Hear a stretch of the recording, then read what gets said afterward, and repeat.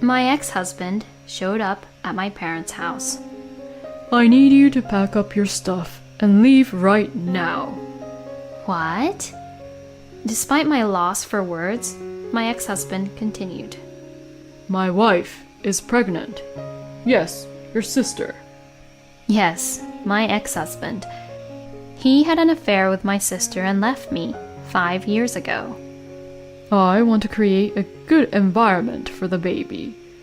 Unlike a single lady like you for the rest of my life, we can make better use of this house than you. You're infertile, so no one wants you. You know what I'm saying? Just stop thinking and get out of here. I sighed and shook my head. I can't. What? Oh, come on. You don't know who lives in this house right now. Immediately after, I saw a large figure appear from behind me. My husband turned blue and started shaking. Why? My name is Jane. I'm an office worker who turned 35 this year. Thankful of the fact that I am seen to be well respected within the company, I'm one of those who have risen up the ladder among my peers. I'm living a good life now, but there have been twists and turns up to this point. The biggest thing that happened in the last few years was the divorce. The cause was my ex-husband's infidelity. 5 years ago, Joe, my husband at the time, eloped, and it turned out to be my own sister. She's always had a penchant for coveting my possessions, and she's very consistent on it. I'll give her that. But it was still out of the ordinary. At the time, Joe and I were co-workers. Joe was a soft-spoken, perceptive person. As a young man, I was attracted to that about Joe. Then Joe took a liking to me and we started dating. After a while of dating, I introduced Joe to my family.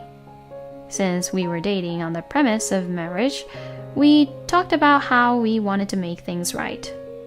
I happened to be back at my parents' house at the time. The moment my sister saw Joe's face, I was so surprised that she let out a surprised voice. The reason was, my sister and Joe went to the same university, and they knew each other. After that, my sister and I and Joe often went shopping together. We had a lot of fun.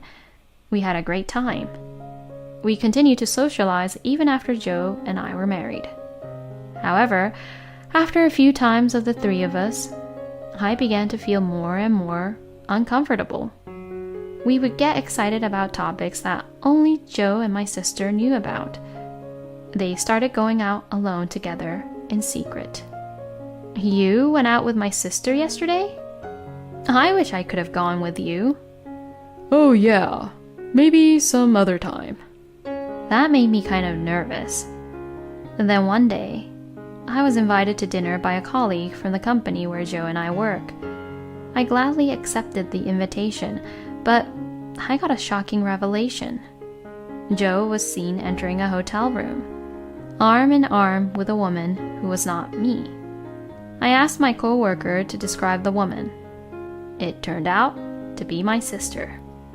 I didn't want to believe it, but when my co-worker showed me a picture of her, I had to believe it. I asked my colleague to send me the photo data. I decided to question Joe that day. Hey, what's this all about? What? No, this is... Joe, with his simpering attitude, was moping the whole time. You've been cheating on me this whole time, haven't you? You two made fun of me, right? Did you have fun? No matter what I asked, Joe didn't say anything. He just looked down. Joe disappeared the next day. When I woke up in the morning, Joe was nowhere to be found. I didn't think it was possible. I tried to call my sister, but she was disconnected. It wasn't until 3 days later I found out that my sister and Joe were together. At the house where me and Joe were living, the divorce papers came. About the same time, I received an email from my sister. The email from my sister read, "I will be happy with Joe. Just those words. Naturally, I couldn't accept that. But I didn't know where to go to protest. I couldn't get in touch with her. Furthermore, it seems that Joe had sent his resignation letter by mail to his employer. I had no more connections in any direction. I was at my wit's end, and finally decided to divorce him. And for a while after that, I couldn't get over it. I couldn't accept the idea of my own sister and my husband eloping. I just couldn't accept it. But I couldn't stay depressed forever. So I decided to take my anger and resentment out on my work. While I was working so hard, I could forget about Joe and my sister.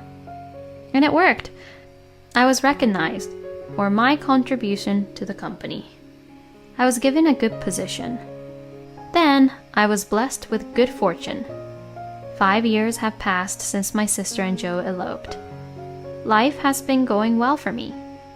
Then one day, I had no work that day. I woke up later than usual, thinking of having my breakfast. And when I got up from the bed, I heard my phone on my bedside table. It was a phone call. I looked at the screen and saw a blocked call.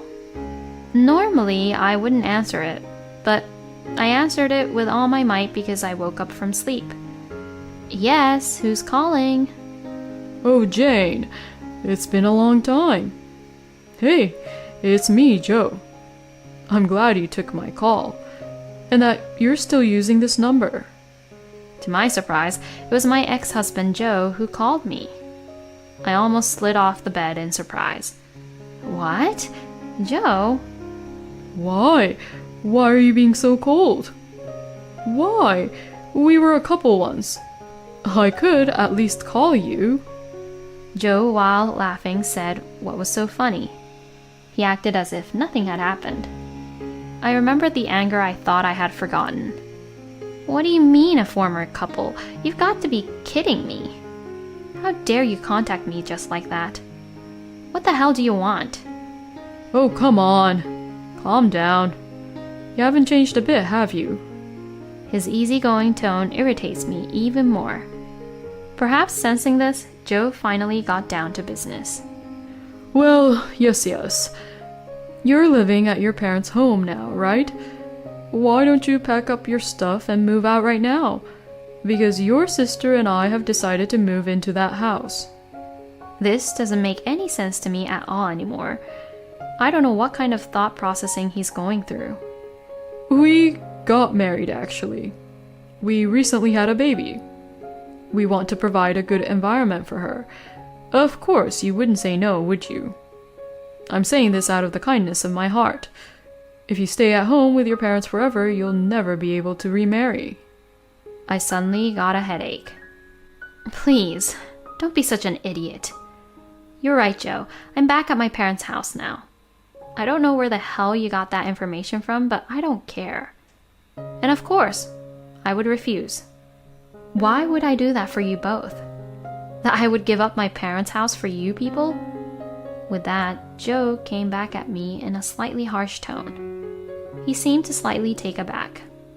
I'm sorry. You're 35 years old and infertile. I don't know how you can find someone to marry you. When Joe and I were married, I never got pregnant. I'm assuming that's what he meant by infertile. That's a disgusting thing to say. Is that all you have to say? Because I will never give you this house. And saying that, I just hung up. I didn't want to talk to Joe anymore. But still, it was too selfish. He had an affair, he eloped. And now, they want to take my house too. I hope they give up now, but I don't know what will happen next. A few days passed. I was busy at work that morning. I finally took a lunch break after 2 p.m. I went to my favorite restaurant near my office. I finished my lunch. When I entered the entrance of the building to go back to the office, I saw a familiar figure. No way! How could he be here? It was Joe. He had gained so much weight over the past 5 years, but the way he stood there was unmistakably Joe. I immediately tried to hide, but before I could do so, he saw me. Joe was saying. Oh, finally. He called out at me, and he came fluttering toward me. Oh, there you are. I waited long, you know. So, to continue our conversation from the other day, when can you leave? I'd like you to leave by next month if possible. But I told you no to that talk. And the nerve for you coming all the way to my office. Get the hell out of here. Joe has a smile on his face, but he looks annoyed and continues to talk. You're talking like that again. I don't see why you, Jane, a single woman, should have to live in that house. We'd rather have it with our unborn child. Wouldn't it be better if she lived there? With her mother and father? Am I wrong? You're not even listening. No matter how hard I tried to talk him out of it, he will eat me up. Joe kind of terrified me. You're being a little pushy, aren't you? No matter how much you ask, what you're asking is impossible.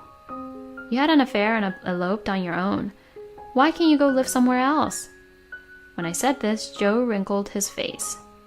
He raised his voice. You listen up. The only reason I had the affair in the first place was because you were infertile. If you had been able to give me a child, I wouldn't have had an affair. It's all your fault. So take responsibility and at least give us a place where we can live. I can't even begin to fathom it. Saying it's my fault he had an affair? It's too much to take the blame. Are you serious right now? I've got work to do. I have to go. Joe was still trying to say something, but he finally seemed to notice the stares around him. He told me to remember that, and he left the entrance. Joe finally gave up on me. That's what I thought, but I was reminded that I was naive. A week after, Joe came to my office. After work was over. I was relaxing at home, watching TV. Suddenly, the intercom rang. I wasn't expecting anyone to come to visit, so I got up. I decided to look into the intercom monitor anyway. Standing there were Joe and my sister. I've really had enough of this. I rushed to the front door and opened it vigorously. Oh, Jane. Did you get your packing done? I didn't hear anything from you, so I came all the way here in person. Wow, long time no see, sis. You heard from Joe, didn't you? We're having a baby. You know, I'll take care of it when it's born. All I could do was to sigh in spite of all this. What's the matter? Are you tired? Well, I don't really care anyway. But listen to me. It's great that we're having a baby, but we don't have the money. So we're going to have to live here, okay? My sister says so with a superior look in her eyes. Joe further opens his mouth. Yeah, so I recently realized that this house is not yours. Are your parents home? Let me talk to them. It's your mother and father's first grandchild. I bet they'll accept us, right? I couldn't help but laugh when he said that. I didn't think that he didn't know about this. What are you laughing at? You're not very nice. Hurry up and get Mom and Dad out. Huh? Are you serious that you didn't know? Mom and Dad are gone. Yeah, my parents don't live in this house anymore. After you, Joe, and I divorced and I moved back home, they gave me this house as a tidy gift. And now they are living a retired life in the countryside on my mother's side. So I am the owner of this house. When I confronted them with this fact, both my sister and Joe's eyes widened. Understand? This house is my house, so I have the right to make all the decisions. I said it so clearly, but Joe still insists. Well, okay then. Jane can live in this house. Let's live together, okay? Let's be friends again, just the three of us, just like before. Yeah, that's right. Oh, that's a great idea. You won't be alone in such a big house. It must be so lonely to live alone, right? We'll all be happy if we live together. Another outrageous idea. I was about to argue with them. I was about to open my mouth, when suddenly... Oh, honey, I'm sorry, I didn't mean to be so loud. Look, it's my ex-husband and my sister that I told you about. It was my now husband who approached me, and in his arms is our daughter. My husband mumbled. I see. He greeted Joe and my sister in confusion. Hi. Good evening. I'm Jane's husband. This is our daughter. Isn't she cute? Both Joe and my sister couldn't close their mouths. They must be very surprised. To tell you the truth, I have already remarried. About a year after Joe and I divorced, I met my current husband through a friend. Things went smoothly. We got married less than 6 months after we started dating. Soon after, I became pregnant with our daughter. Now I work and am a housewife at the same time. My husband helps me with housework and childcare, so I wouldn't neglect my work in our home, and I have been able to get a promotion. I think you get the idea now. There's nothing you can do. You can't take advantage of me at all. My husband, my daughter, and I. We're a family, and we get along just fine. What is this, Jane? You're not infertile? No way, that's a lie. Joe starts to question. What the hell? You're my sister and you're married to someone so handsome? I can't believe you're married. It's not fair. It's not fair.